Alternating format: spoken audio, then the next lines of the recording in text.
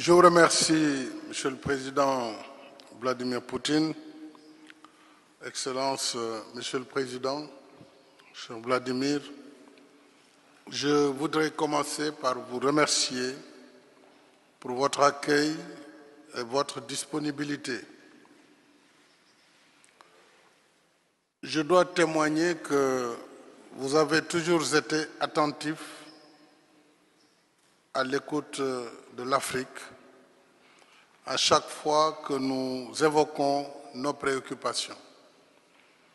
Cela illustre les bonnes relations russo-africaines qui ont pris un nouvel envol avec le premier sommet Afrique-Russie,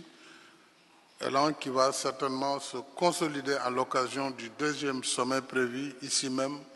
à Saint-Pétersbourg au mois de juillet. Je voudrais, Monsieur le Président, saisir l'occasion pour vous réitérer mes remerciements pour nous avoir reçus de façon conviviale le 3 juin 2022 à Sotchi, lorsque j'étais venu, en ma qualité de président en exercice de l'Union africaine, vous transmettre déjà le message de paix et de désescalade et surtout, à l'époque, notre préoccupation sur le blocage des céréales et fertilisants en Russie et en Ukraine. Vous aviez écouté attentivement et montré votre disposition à aider au déblocage des stocks.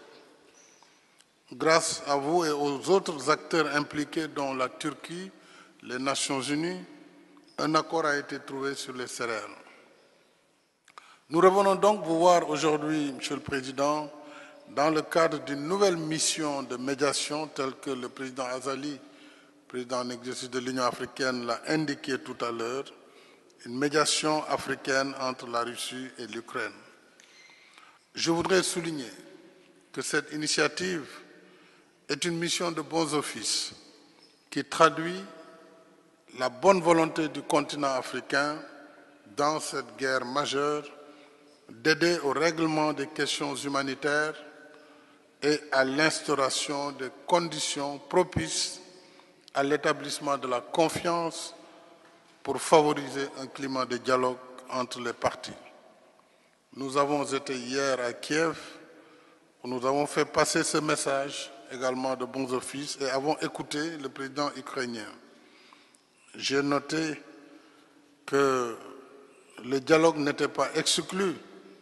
même si des conditions ont été posées, parmi lesquelles la mise en œuvre de la Charte des Nations Unies. Je suis convaincu que la Russie, membre fondateur de celle-ci, des Nations Unies, donc et membre permanent du Conseil de sécurité,